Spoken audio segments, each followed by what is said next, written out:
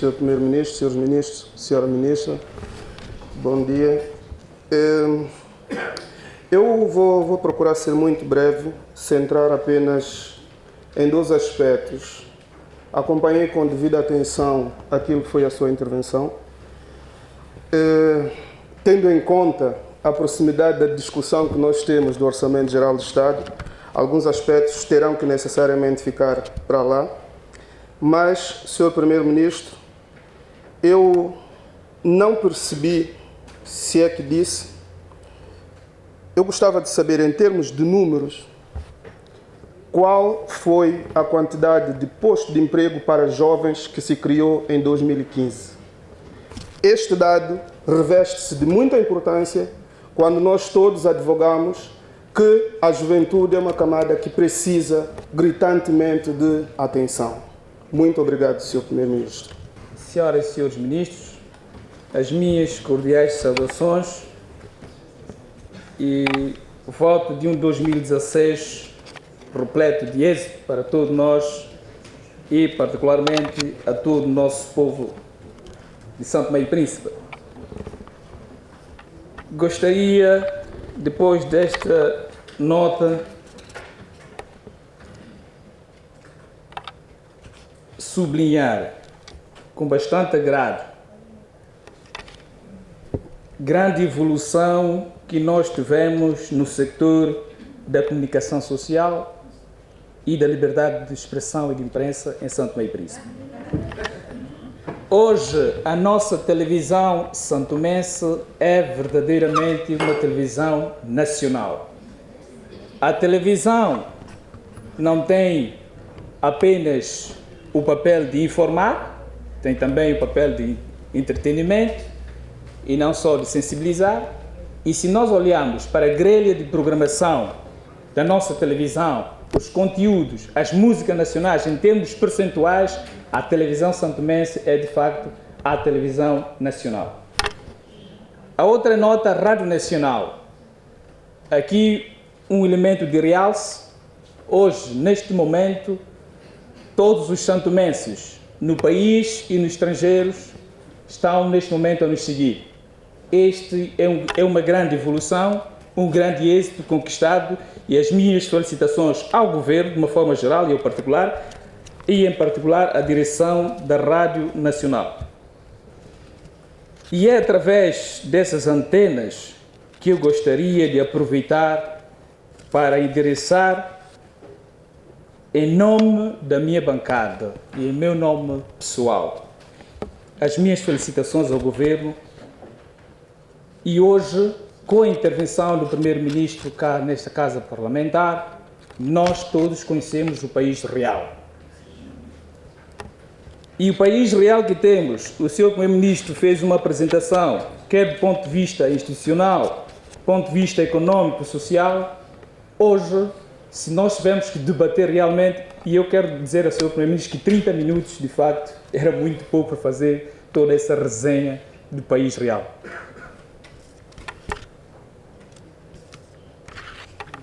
Mesmo este texto escrito, e se nós colocarmos à frente de um cego daquilo que é hoje São Tomé e Príncipe, esse cego vê. As mudanças registadas. Sim, hoje o cego vê daquilo que o senhor deputado sabe muito bem o que eu estou a dizer. Para quem sentou na carteira, estudou, sabe o que eu quero dizer. Muito obrigado. Portanto, eu queria sublinhar, Sr. Primeiro-Ministro, a questão de criminalidade que hoje está de uma forma considerável que preocupa-nos a todos. É preocupante, sim, o índice de criminalidade no país, mas eu gostaria de dar uma nota de realce ao Governo e às instituições, particularmente à Polícia de Investigação Criminal, que com as suas ações, da forma como tem feito, quer na ação, na repreensão e na publicitação desses atos. E esperamos e fazemos fé para que as instituições competentes possam depois agir em conformidade para penalizar os infratores. Queria também dar um elemento de realce ao governo. Como todos nós sabemos, não podemos ter recursos apenas por ter. E podemos ter recursos, mas se não soubermos para onde vamos, todo investimento, toda a estratégia pode resultar em dados negativos. Daí gostaria de felicitar o governo pela sua visão e estratégia clara em relação a onde estamos e aonde iremos. Com a realização da Conferência Internacional de STEP em London, no horizonte 2030, acreditamos nós que com este evento, e daqui que o Primeiro-Ministro também aqui pôde descrever, e eu sublinhei, deixa já pegar esta nota, no país real não estivemos, ou melhor, estivemos, estamos e estaremos a um tempo razoável dependente de ajuda externa. Essa é a realidade. Daí todo o esforço do governo no sentido de mobilizar recursos para que a economia possa crescer, aí sim, para criar postos de emprego, nós estaremos cá, Sr. Primeiro-Ministro, é um digno de realce. Sobre a questão do arroz, eu não gostaria de alongar, porque é um assunto que já correu muitas tintas e, Sr. Primeiro-Ministro, é um não assunto, pelo menos por enquanto. Obrigado. Fazer lembrar e perguntar ao senhor de algumas questões candentes em que a vida nacional se teme. Ou seja, o senhor referiu que o homem santomense deve mudar, ou seja, mudança de atitudes e fazer as coisas com amor. E referiu mais que estamos num país de muita injustiça, e bem que reconhece. Por causa dessas injustiças, o senhor Primeiro-Ministro, como homem santomense que diz ser, trago à colação algumas preocupações em que o cidadão santomense quer saber algumas verdades. E que depois do seu Primeiro-Ministro vir cá, traga-nos as perguntas em números para que o povo pequeno, do qual o senhor disse ser advogado, possa saber as verdades. Senhor Primeiro-Ministro, o que trago relaciona-se com as deslocações efetuadas por si enquanto Primeiro-Ministro.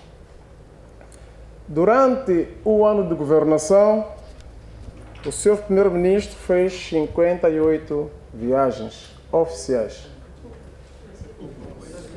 Destas 58 viagens oficiais, pela primeira vez, depois dos 40 anos, um Primeiro-Ministro, num ano, fazer 58 viagens ano. E destas 58 viagens, senhor Primeiro-Ministro, em média, o senhor permanece fora 5 dias.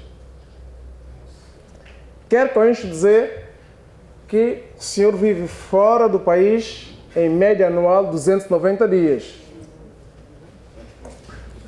Se nós em um ano temos 365 dias, quero com isto dizer que o senhor só permanece no país 75 dias. Em média anual, nós estamos a falar de 40 e poucas semanas. Das 58 viagens, quero com isto dizer que o senhor fica um dia fora por semana. Que país queremos transformar? Num Dubai ou num estado falhado, onde temos um Primeiro-Ministro que vive voando? Senhor Primeiro-Ministro, em média nas suas deslocações, o senhor leva consigo do erário público 700 a 800 milhões de dobra. Em média. Isso está na lei. O senhor tem seu direito, precisa das suas diárias, em média leva seus 700, 800 milhões de dobra. Se nós formos multiplicar vezes que o senhor viajou, o senhor já levou do cofre do Estado 40 e pouco mil milhões de dobra. Equivalente a 1.800.000 e tal mil euros. Valor este que, na nossa opinião, deveria, de que maneira, resolver o problema das nossas populações. Resolver o problema das salas de aula, que hoje nós encontramos com uma superlotação exagerada. Resolver os problemas da saúde, que hoje encontramos como está, mas pelo contrário, o seu primeiro-ministro abriu sim a seu belo prazer uma autoestrada aos cofres do Estado. Num país pobre como o nosso, constitui um abuso e insulto ao povo, Vossa Excelência estar a usar desta forma o erário público santomense. E desta forma sim explica o facto de não haver dinheiro a circular. Porque tudo quanto deveria circular é dilapidado por si.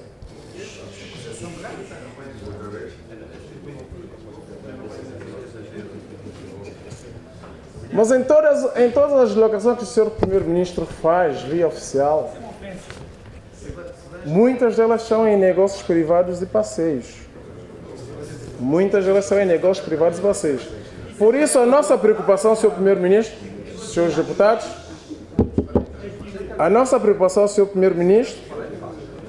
é de trazer com números, e o povo quer escutar, tudo quanto foi usado nas suas deslocações, em que o povo santomense deveria beneficiar dos estados sociais e hoje não beneficia. Obrigado, Sr. Primeiro-Ministro. Aliança do que pensa a maioria parte da população santomense, felicitar o governo, digamos, e dizer que, de facto, todos os dados apontam para que o governo, de fato, esteja em bom caminho. E nós, enquanto, digamos, a bancada que sustenta a governação, que apoia o governo, devemos, mais uma vez, sublinhar isso, porque, de facto, o que se ouve, só as pessoas que, de facto, não estão cá, em São Tomé e Príncipe, é que não sabem que, de facto, houve ganhos, houve melhorias no que concerne ao desenvolvimento de São Tomé e Príncipe. Hoje, com a melhoria, digamos, verificada na Rádio Nacional e na televisão, mesmo as pessoas estão na diáspora, estão fora de São Tomé e Príncipe, estão a acompanhar, digamos, o que está a passar, está a acompanhar o ritmo de desenvolvimento de São Tomé e Príncipe. Se nós fizermos um inquérito que foi feito, embora não, digamos, da forma como eventualmente todas as pessoas poderiam apreciar, apontam para que o primeiro-ministro da República Democrática de São Tomé e Príncipe, Dr. Patrício Trovoada, seja de facto figura do ano. É um sinal de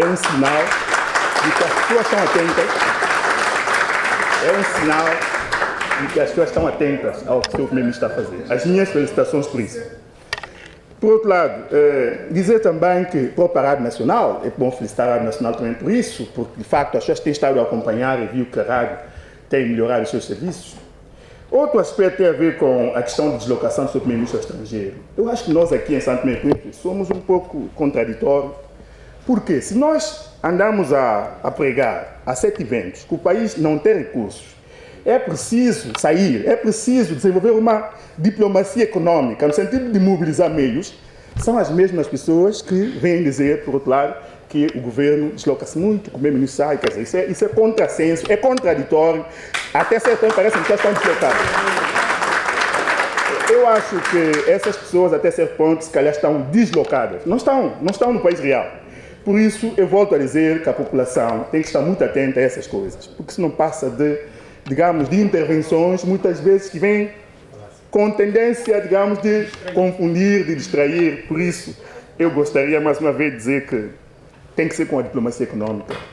é preciso que o governo faça tudo o que estiver a seu alcance, particularmente o Sr. Primeiro-Ministro, para que de facto nós alavanquemos o país. Se nós olharmos para os discursos, quase todos eles, não vou citar discursos, eu ouvi com muita atenção algum discurso de final do ano dizer que o país desenvolve-se com, digamos, estabilidade política, desenvolve com, digamos, é preciso fazer alguma coisa para mobilizar meios, não é? Para alavancar a economia. Esse discurso vem de pessoas, de facto, que estão atentas ao desenvolvimento do país. Vi que, de facto, é preciso irmos buscar, mobilizar fundos para que o país, de fato, avance. Por isso, volto mais uma vez a dizer ao Sr. Primeiro-Ministro que o senhor está em bom caminho. E pode seguir. Está tudo bem. Muito obrigado. Obrigado, Sr. Primeiro-Ministro. Muito bom dia. Seu elenco governamental também, muito bom dia. Bom dia, senhoras e senhores deputados. Não poderia deixar de tomar a palavra nesta augusta Assembleia, de expressar agradecimentos que vêm da população de Cidade de Santana, que não pode estar cá, e em meu nome pessoal, como representante do povo do distrito, saudar o Sr. Primeiro-Ministro pela iniciativa, desde que verifiquei hoje no seu discurso agendamento do projeto de água de reabastecimento de Cidade de Santana e arredores, que é um dos, para dizer, que é uma das grandes dificuldades que essa população vem enfrentar. Sabemos quanto a água é um bem essencial e, na medida do possível, essa população vem deslocando bastante para regiões um pouco bem distantes para buscar água, e já com essa iniciativa do governo em colocar água lá no distrito, eu acho que a população irá estar de parabéns. E, em segundo lugar, para agradecer ao Sr. Primeiro-Ministro pela iniciativa de extensão da rede elétrica que irá atingir a comunidade de Colônia Açoriana e a zona sul, que será até a zona de Angulares. Sr. Primeiro-Ministro, muito agradecido, a população está agradecida, em nome da população, muito obrigado. E também para dizer ao Sr. Primeiro-Ministro que a extensão da rede de água para a cidade de Santana e a sua requalificação, que também tente estender um pouco para a zona de Algés, que é uma localidade que carece bastante de água, e em nome dos populares, se esse jeito for feito, muito e sinceros agradecimentos. Obrigado. Sr. Presidente,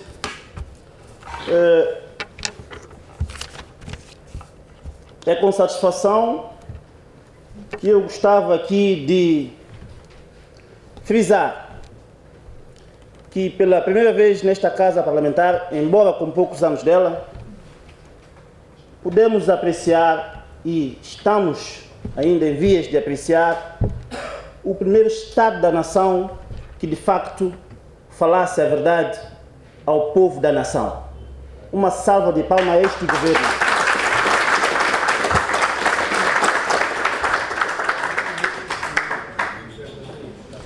Este governo disse, na pessoa do Sr. Primeiro-Ministro, disse muito bem, que é um governo que diz o que quer, mas também diz o que não quer. E foi frisado aqui, num discurso de 1 hora, tudo aquilo que foram os acontecimentos deste governo. A execução deste governo e, em bom tempo, este governo sempre tem dito às pessoas aquilo que quer. Este governo, senhores deputados, disse à nação que quer justiça para todos e disse também que não quer corrupção. Disse também que não quer injustiça. Este governo disse que quer um orçamento participativo da população. Está fazendo, está cumprindo. Senhores deputados, este governo disse, e disse muito bem, que este país, embora as dificuldades, a pequenez, é possível alcançar o desenvolvimento. E é com bastante tristeza que ouço, logo no início da nossa sessão, um dos seus deputados falarem de que não se intimida com a intervenção do governo. O governo foi claro. O governo disse tudo aquilo que fez, tudo aquilo que está em vias de fazer e tudo aquilo que constitui ainda, passado 40 anos, uma pedra no nosso sapato, que é o subdesenvolvimento, que é emprego para as pessoas, que é a sociedade estar a funcionar como deve ser. O governo foi claro. E este governo, senhores deputados, é governo de 1 e não é governo de 40. Este governo é governo de 1 e não é governo de 40. Daí, senhores deputados.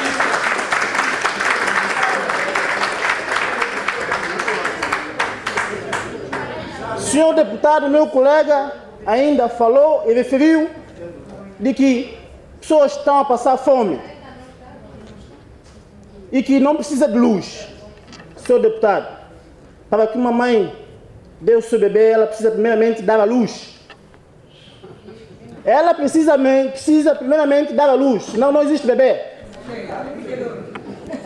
Por isso, senhor deputado, num país onde falta tudo, num país onde começou mal após a independência, não houve estratégias, não houve planos concretos, não houve definição de políticas que pudesse alavancar o país e termos hoje o país em pé de igualdade a outros países, as outras ilhas que são até menores do que a nossa, mas que hoje em dia apresentam um desenvolvimento acima da nossa.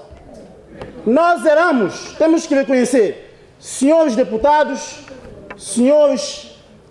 da nação, representantes do povo nesta casa parlamentar. Nós não estamos aqui a dizer que nós somos os melhores. Nós estamos a dizer que, passados os 40 anos, temos que mudar a atitude. Temos que mudar. Nós erramos sim.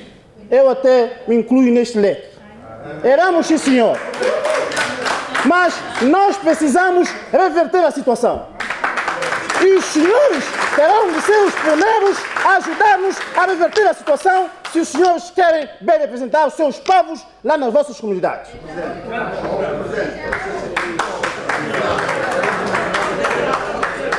Senhores deputados, ainda esta intervenção do meu colega deputado chocou-me bastante, porque eu nunca fui a Cabo Verde, mas eu só ouço e vejo na televisão e leio alguma coisa de Cabo Verde. E eu acho que nosso povo hoje precisa, e eu aproveito a pedir a este povo lá em casa, é que tenham paciência. Porque eu estou quase convicto que o povo cabo-verdiano teve muita paciência e por isso estão hoje onde estão. E nós, santomenses, temos por hábito não termos paciência. Sofremos, mas quando há uma situação, deixamos tudo água abaixo, cai tudo. E nós precisamos, neste país, de ter alguma paciência. E para isso, senhor deputado, qual é a paciência que nós devemos ter? É a estabilidade governativa. Este país precisa de um governo que seja estável. Como é possível pedir a uma pessoa que faça, que pregue 40 barotes em um ano, quando as pessoas tiveram 40 anos e não conseguiram pregar 40 barotes? É impossível. Senhores deputados, eu não tenho receio nenhum de dizer nós, mas eu também não tenho receio nenhum de dizer aos senhores deputados para terem paciência e incluírem no nosso leque e rumo a desenvolvimento.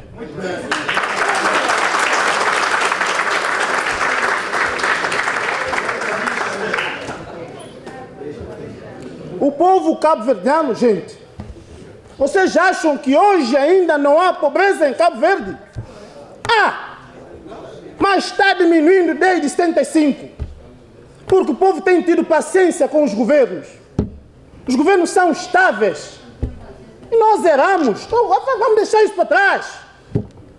Vamos, a partir de então, ter governos estáveis. Este daqui mais 4 anos, o povo depois decide se fica ou se sai. Entrará outro para tocar esse país para frente, senhores deputados.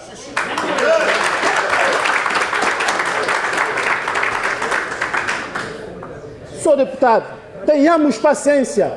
Povo lá em casa, tenham paciência. Nós sabemos, e o senhor primeiro-ministro disse aqui, frisou, que hoje a cota do nível da pobreza das pessoas é 1,9 dólares.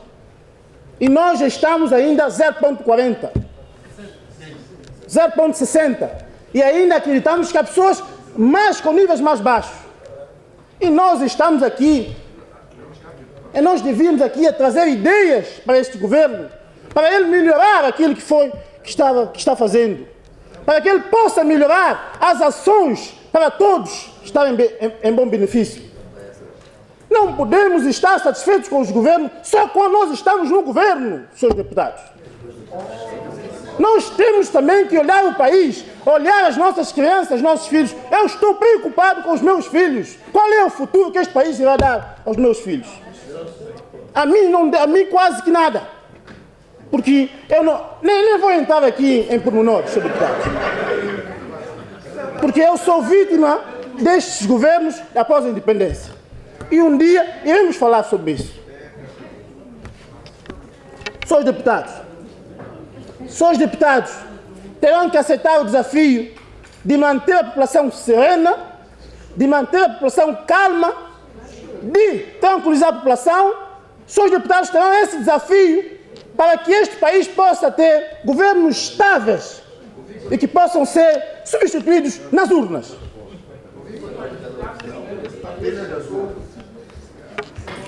Senhores deputados, senhor primeiro-ministro, em relação à região autônoma do Príncipe, o Príncipe, senhor primeiro-ministro, hoje, senhores deputados, nós vimos pessoas, e com alguma razão, eu congratulo-me com minha colega deputada, o Príncipe ainda não conhece, e nem sabemos quando é que vai conhecer uma regularidade energética para aquela população. Isto é um facto.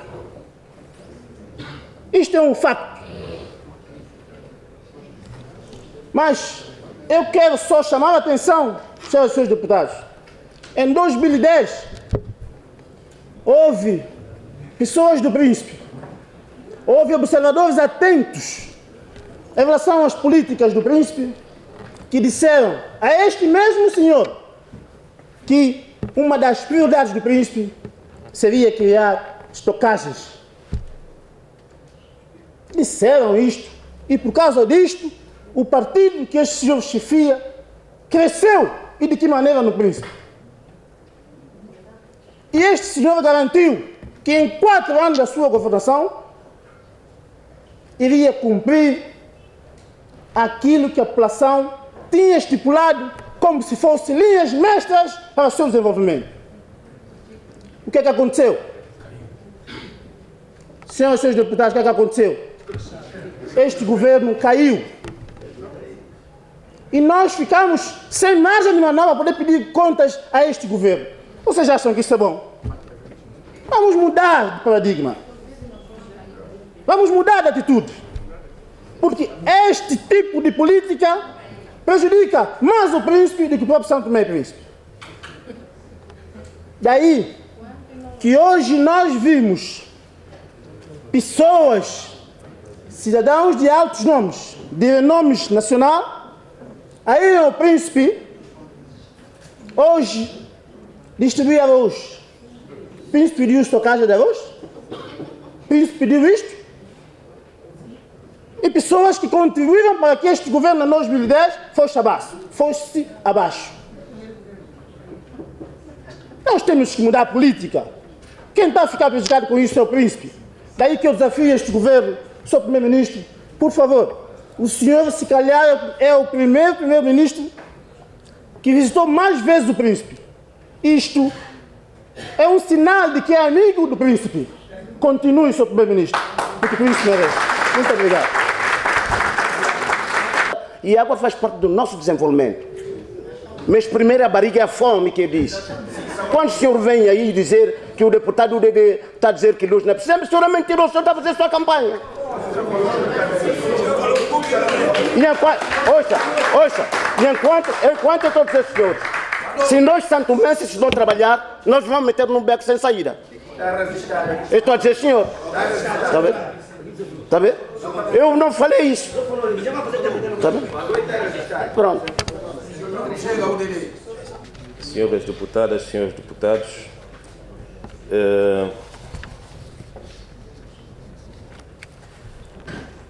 para voltar ainda a essa questão da energia no Príncipe, é verdade que a região autónoma do Príncipe hoje tem cerca de 20 horas por dia. Bom, e é verdade que, se nós olharmos hoje todos os investimentos privados que estão a ser feitos na região autónoma do Príncipe, a questão da energia tem que ser resolvida na região autónoma do Príncipe. Não se pode ter esse volume de investimento na região autónoma do Príncipe, nomeadamente no setor hoteleiro, se não houver uma energia de qualidade e permanente durante 24 horas. Mas eu já aqui disse várias vezes qual era a problemática e essa questão está a ser tratada. E eu aproveito também aqui para, no capítulo das relações institucionais, dizer que as relações institucionais com o poder regional e o poder local têm sido excelentes. Por isso, no que diz respeito ao governo nacional, central e ao governo regional, as duas instituições estão a trabalhar de mãos dadas para resolver esse problema, porque sobre a questão do turismo, o turismo que está a acontecer no Príncipe é um turismo que vai servir o Príncipe, mas que serve também Santo Tomé e Príncipe.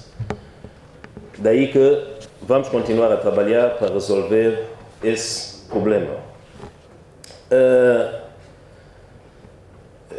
Eu, com o seguinte, quero também dizer ao deputado de Cantagalo, Nazaré, salve eu, Ismael, que tomamos boa nota das preocupações.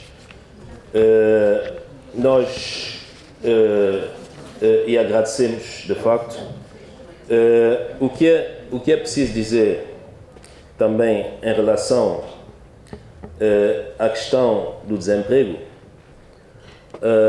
já foi dito, quero dizer que o nosso país, como praticamente todos os países africanos, começa-se a criar, de facto, emprego a partir de 7% de crescimento anual do PIB. Daí que ao deputado Couto, eu não sei se ele tem os números de criação de postos de trabalho a nível da juventude 2013, 2014, eu não tenho os números de 2015, mas é preciso perceber também que, não tendo os números, e eu disse isso na minha intervenção, o facto só de retomar as obras que estavam paradas, eu estou convencido que permitiu, se calhar, de criar alguns postos de trabalho. Mas iremos pedir, de facto, caso seja possível, o Instituto de Estatística nos dar esses números. Caso o senhor deputado tenha os números para os anos anteriores, podia também nos comunicar.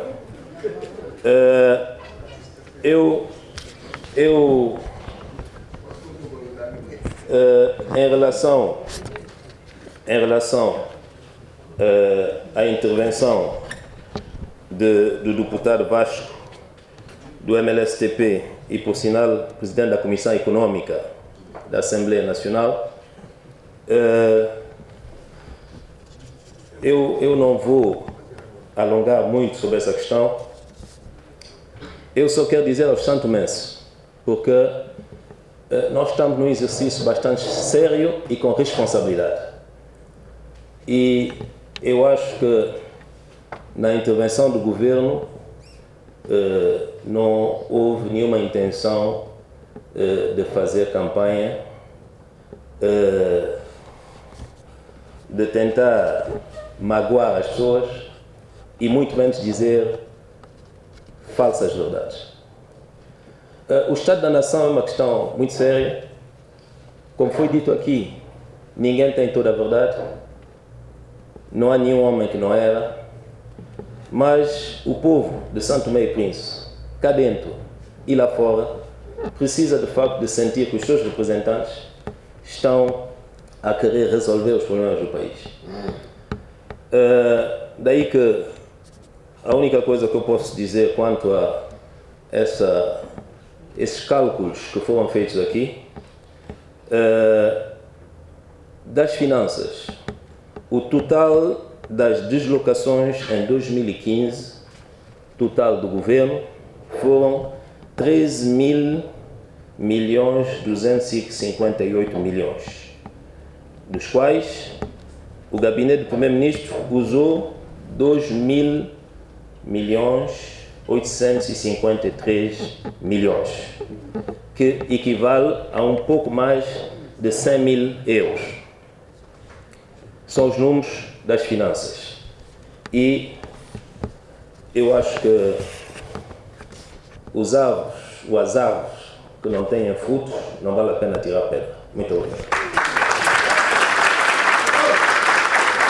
Vou fazer um reparo, quando se fala de príncipe, portanto eu estou muita atenção. Senhor Primeiro-Ministro, de facto não tem dados concretos. O príncipe nesse momento não tem 20 horas de energia. Portanto, já houve um período que tinha, mas nesse momento drasticamente foi cortado. Porque houve um aumento de consumo. Porque quando se aumenta as ligações, aumentam o consumo de gasóleo. E os 85 mil, 90 mil litros que estão estipulados por mês, a EMAI aqui a nível de Santo Tomé recusa mandar mais. Portanto, no Príncipe foram obrigados a reduzir o horário em função do combustível. Então, neste momento não temos 20 horas de combustível e eu aproveito a oportunidade para pedir a sua interferência no sentido de se repor esse horário, ou melhor, até 24 horas. Por quê? Porque não se pode admitir que o consumidor no Príncipe paga por quilowatt o mesmo valor que um consumidor paga em Santo Tomé, não há diferença nessa matéria, mas que no Príncipe as pessoas têm menos horário e vêm me dar desculpa de que o Príncipe tem muito custo com frete de navio, que o frete do navio é o custo da descontinuidade geográfica que não tem que ser a população do Príncipe a pagar. É um custo do Estado santomense. Mesmo se custar 200 milhões um frete de navio, o Estado tem a obrigação de lá colocar o combustível para que as pessoas tenham energia 24 sobre 24 horas. Muito obrigado. Para dizer que é verdade que eu também não tenho os dados de 2013 e 2014 e que o mesmo Instituto que tem os de 2015 tem também com certeza desses anos. Mas a minha preocupação em relação a isto, Sr. Primeiro-Ministro, é que eu não consegui perceber, neste ano 2015, já que nós estamos a falar sobre o Estado da Nação, e foi por isso que eu vim cá falar, que eu não percebi nenhum projeto estruturante que fosse capaz de criar emprego para a juventude. Se nós formos ver os dados estatísticos do último censo, que foram publicados em 2014, está claro. Jovens com a faixa dos 24 aos 29 anos, creio eu, 10,2% estão em desemprego. Por isso eu vim saber o que é que este governo fez nesse um ano no sentido de contornar esta cifra que não agrada nem a nós enquanto deputados, nem a vossas excelências enquanto governo. Só isso que eu queria saber. Outro aspecto, e aí eu peço desculpa aos meus companheiros da bancada, eu tenho que falar disso. Eu fico triste quando pessoas com responsabilidade nesse país, deputados da nação, vêm aqui tentar apagar aquilo que é a história política de Santo Tomé e Príncipe, meus senhores. Se nós estamos a falar de 40 anos da independência desse país, um dado muito importante que o Sr. Primeiro-Ministro disse: grande parte da juventude, das pessoas desse país têm pelo menos 6ª classe. Então elas já têm capacidade para refletir sobre a história política desse país e conhecer quem são as figuras que já ocupou cargo de responsabilidade em Santo Tomé e Príncipe, começando de assessor, diretor, ministros e por aí adiante. Vamos, sim, todos reconhecer se o país vai mal temos responsabilidades partilhadas. Não joguem a responsabilidade para os outros, pensando que se tornaram santos. A história de Santo Tomé e Príncipe não começou em 2014, não começou em 2015. A história política desse país, sem contar com o período colonial, começou em 12 de julho de 1975. E eu olho aqui para frente, meus caros senhores, por uma questão de respeito eu não cito nomes, mas o povo de Santo Tomé e Príncipe sabe quem são as pessoas que de 75 para cá ocupou cargo de responsabilidade e tinham decisão nesse país. A responsabilidade é nossa. Meu caro, Sumesenga Flau, muito obrigado. Deputados, Sua Excelência o Primeiro-Ministro e seu elenco governativo, todo o povo de Santo Tomé e Príncipe, antes de mais, um bom ano a todos e que 2016 possa ser melhor que 2015. Ouvi atentamente a explanação do Sr. Primeiro-Ministro sobre o Estado da Nação, como todos ouvimos, também algumas intervenções de alguns deputados. Gostaria, antes de mais, de felicitar o Sr. Primeiro-Ministro pela forma como fez esse balanço, fez essa apresentação, diria assim, do Estado da Nação.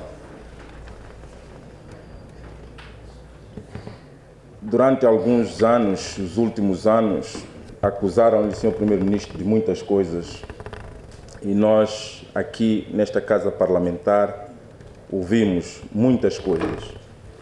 Mas, infelizmente, há algumas pessoas que não querem mudar. Paciência. E não querem mudar porque durante anos de acusações e acusações sobre a sua pessoa, o povo continua a lhe dar força, coragem, continua a votar em si para o senhor continuar a liderar esse país. E as pessoas não perceberam disso, que não é desta forma que se deve fazer política em Santo Tomé e Príncipe, que o povo está atento.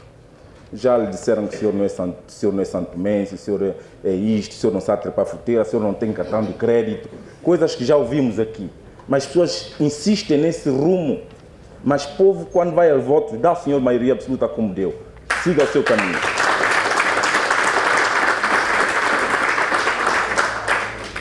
Eu sou privilegiado. Sempre fui. Venho de famílias privilegiadas, assumo. Graças ao Espírito Santo da minha mãe, Deus Lima Nazaré do meu pai. Mas isso não me impede de defender também o povo pequeno. Não me impede que, enquanto deputado, dizer que o senhor está no bom caminho. Porque nós, aqui da cidade, nós deputados, ministros, dirigentes, quando falha energia, 2 horas, 3 horas, nós lamentamos. Quando falha água, a EMAI tem uma falha de um dia, nós gritamos. Nós metemos no Facebook, temos direito a Facebook e às redes sociais, EMAI isto, EMAI aquilo. E devemos continuar a fazê-lo, mas nós não sabemos o que é nascer, crescer sem água e sem energia. Nós não vivemos isso, nós não sentimos isso, Sr. Primeiro-Ministro. E cada vez que eu vejo na televisão, sem saber que o senhor foi inaugurar ou os seus membros do governo foram inaugurar, mas eu vejo aquela população satisfeita, eu sinto, como santomense, que o senhor está a trabalhar. E as grandes reformas de que se fala já começou. As pessoas é que não estão atentas e não estão a perceber que as reformas já começaram. As grandes reformas já começaram. Isso que o senhor está a fazer, dando energia e água, primeiro é valorizar o homem santomense, é dar perspectiva para o futuro daqueles que nunca tiveram, é dar esperança para começarem a trabalhar mais, para começarem a estudar mais e verem que há dirigentes que pensam neles. Isso vai ajudar também que mais empresas possam vir. Um dos grandes problemas para o investimento é a energia. Sem a energia, ou com esta fraca energia que nós temos, muitos investidores deixarão de vir para Santo Tomé. Logo, se o governo está neste caminho, continue, que as reformas já começaram. Aqueles que não querem ver vão continuar assim a não ver, porque não depende do governo. Mas há reformas que precisam também. Há mais reformas a fazer. Eu gostaria de aproveitar aqui e felicitar o Sr. Ministro da Educação, pessoalmente, porque é um setor que começou com uma grande reforma que muita gente não entendeu, houve críticas, é normal, é aproveitamento político que se tenta fazer nessas situações, mas é um setor que os resultados da reforma não se vê em curto prazo.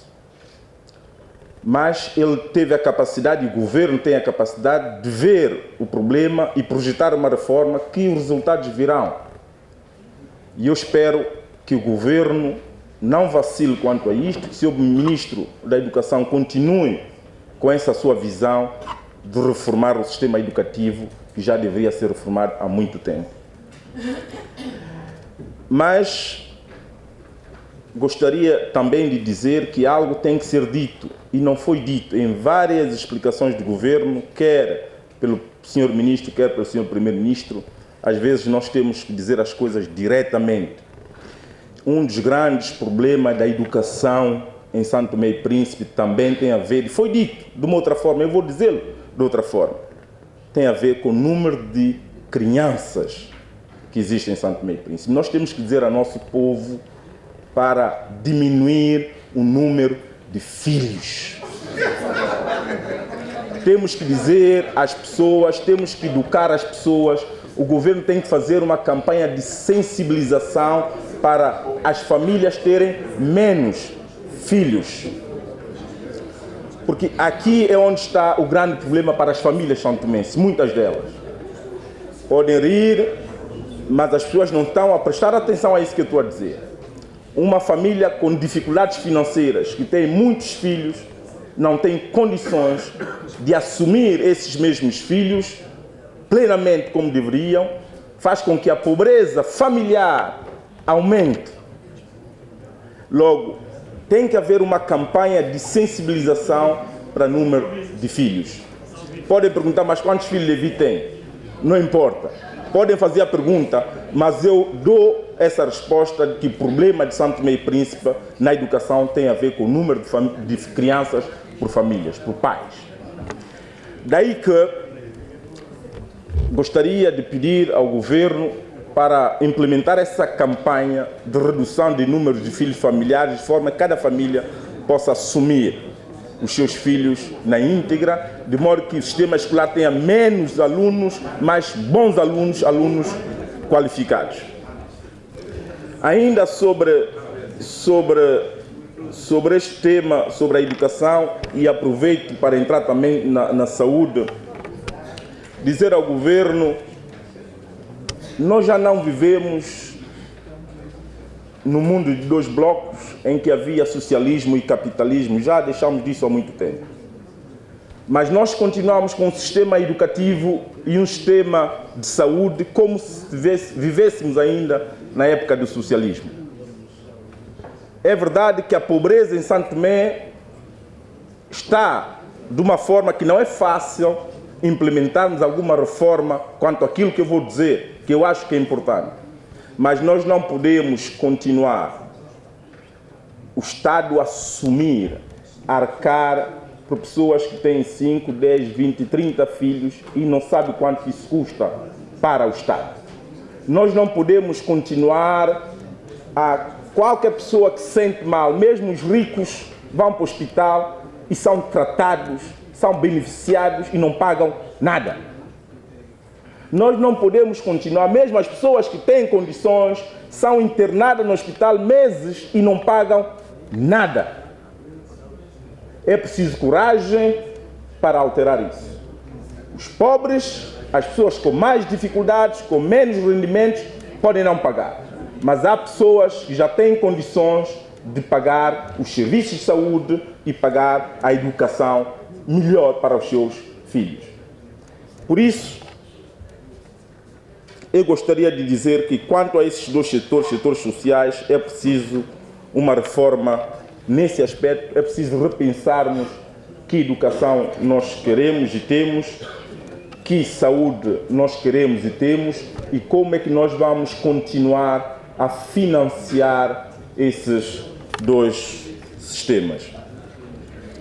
Senhor Primeiro-Ministro, um outro setor que precisa, e disse bem, as relações institucionais são boas e ainda bem que assim é, mas passamos um ano, precisamos rapidamente que o governo termine a sua legislatura em 2018, começarmos a verdadeira reforma da justiça.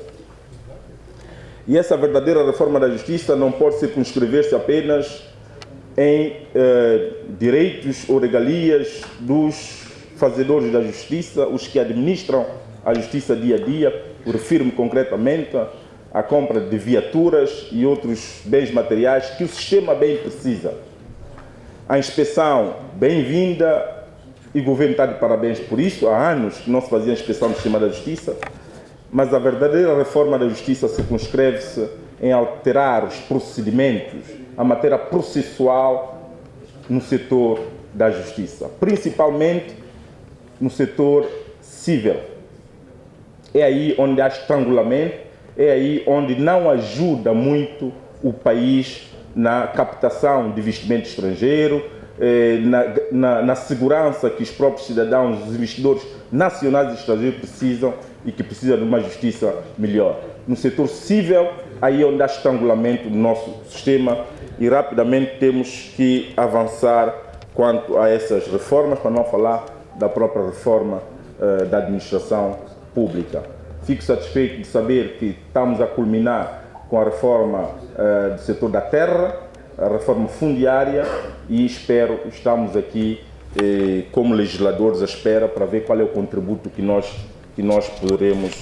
poderemos dar. Por isso, para dizer que, e já foi dito aqui pelos meus companheiros também, colegas da bancada, o senhor está no bom caminho, o povo está satisfeito com a sua governação, o povo pequeno sente melhorias todos os dias nas suas comunidades, nos seus distritos. Quanto à grande franja da população que mais sofre, o governo que siga o seu devido caminho. Quanto a nós aqui, e foi aqui dito que espera, o Sr. Primeiro-Ministro disse claramente que espera o contributo indispensável até registro do órgão legislativo, cá estaremos para os grandes pacotes das grandes reformas que o país precisa. Nós estaremos aqui para dar a nossa contribuição também como representantes do povo. Muito obrigado. Julgo haver uma má interpretação daquilo que eu coloquei e venho cá repor a normalidade da mesma minha intervenção. Nós, em momento algum, tanto eu como a minha bancada, estamos contra as deslocações que o seu Primeiro-Ministro faz. Aliás, o país é dependente em 90% daquilo que são os suportes para o OGE, Orçamento Geral do Estado. Por isso, consideramos que o Sr. Primeiro-Ministro até deve viajar muito mais. O que nós consideramos e solicitamos é quais foram os ganhos obtidos durante 2015 com as viagens referidas aqui. O que o país contraiu como ganho durante 2015. Só este facto. Obrigado, Sr. Presidente. Senhor Primeiro-Ministro, eu acompanhei a sua intervenção atentamente no que diz respeito à área da saúde. Fala-nos da reestruturação do centro policlínico. Isso é óbvio, todos sabemos, está à vista. Mas o que me preocupa é saber qual será a gestão deste centro policlínico. Também falou-nos da modernização do centro hospitalar. Falou-nos também sobre o centro hospitalar, citou os dados com o pessoal. Não sei, eu não ouvi a situação medicamentosa a nível do centro hospitalar. Falou que não houve rupturas graves, mas eu gostaria de saber qual é a situação atual. Porque deparamos-nos, eu vou citar um exemplo, aliás, que aconteceu. Que o centro hospitalar carece de coisas essenciais. Há dias alguém teve um acidente no aeroporto, chegou ao hospital com um corte para ser suturado, simplesmente não havia sutura. Não havia sutura para suturar aquela pessoa. Isso eu falo porque eu assisti o caso. Agora os outros casos eu não posso confirmar, mas isso é uma realidade. Hoje em dia no centro hospitalar, toda a roupa do hospitalar é lavada à mão. A rouparia carece de uma máquina de lavar. Muitas operações são canceladas, os doentes vão para a sala de operação 2, 3 vezes, porque não há roupa para trabalhar, o bloco operatório não consegue trabalhar por falta de roupa. Isso, psicologicamente, no doente é muito grave. Alguém que desce para o bloco operatório 2, 3, 4 vezes, psicologicamente, eu acho que ele acaba por morrer do medo da doença que lhe atinge. Por isso, Sr. Primeiro-Ministro, sabendo de todas esses problemas que o centro hospitalar enfrenta, há uma outra questão que eu gostaria de perguntar-lhe. Eu lembro-me de quando da visita do presidente de Taiwan a São Tomé, foi assinado um acordo para a construção de um centro de referência de raiz na zona de Gongá. Eu não ouvi na sua explanação, não ouvi nada em referência a esse centro de raiz. Eu gostaria que nos explicassem em que pé que isso está.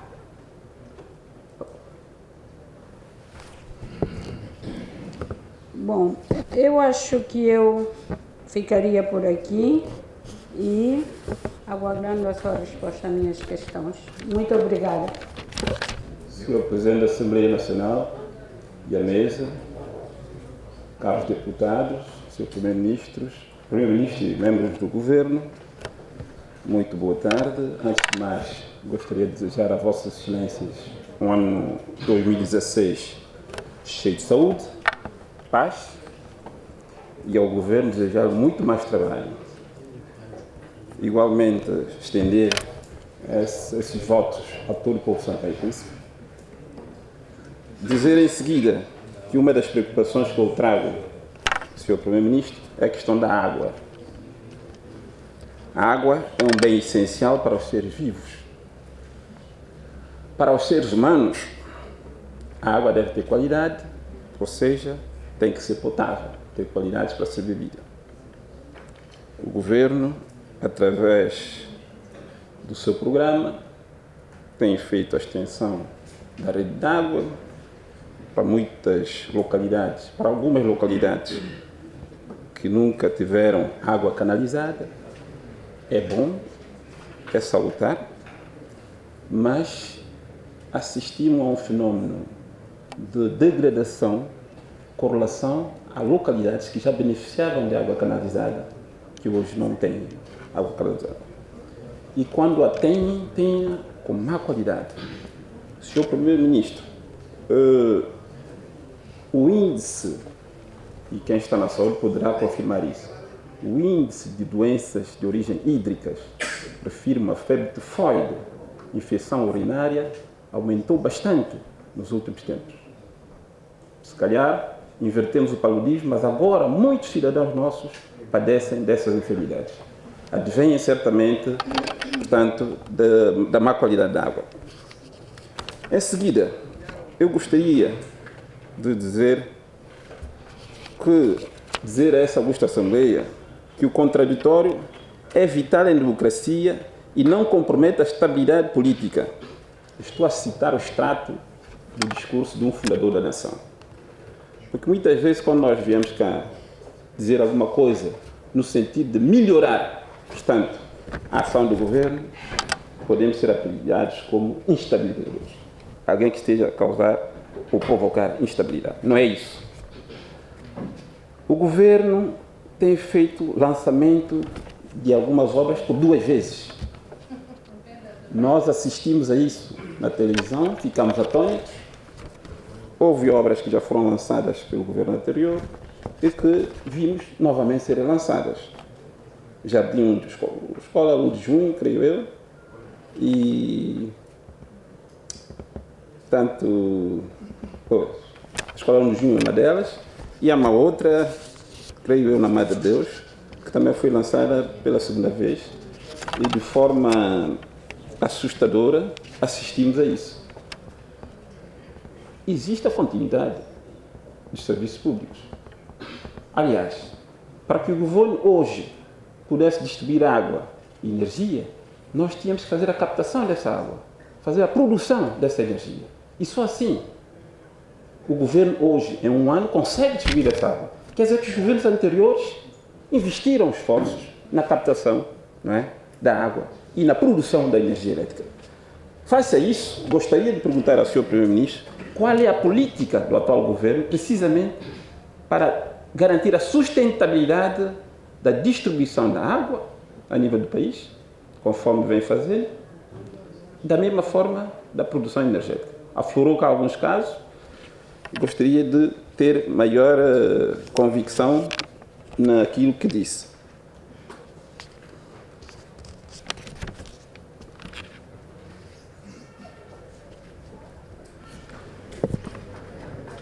Senhor Primeiro-Ministro, o nosso país a nós todos, não é fruto de um ano de governação, é fruto de 40 anos. Todos nós cá fomos formados. Uns melhor que outros, mas é fruto de 40 anos. Portanto, às vezes passa-se na comunicação social de forma vergonhosa a noção do que em um ano veio o Eldorado para São Tomé, ou vai chegar o Eldorado dentro de um ano. Eu acho que é mau, porque a TVS, a Rádio Nacional, tem a contribuição de nós todos. É o hierarca público que, portanto, faz funcionar esses organismos. Quando se põe água em algum lugar, 40 anos, não sei o quê. Esses 40 anos não viram, mas nós estamos a chegar a todo um processo, a um trabalho de todas as forças vivas da nação, de todos os partidos, de todos aqueles que governaram, para chegarmos a isso. Portanto, Sr. Primeiro-Ministro, eu paro por aí e desejo ao Governo, portanto, muita força para continuar a trabalhar, mas muito mais, porque o país precisa de muito trabalho e invertermos a situação degradante que existe. Obrigado.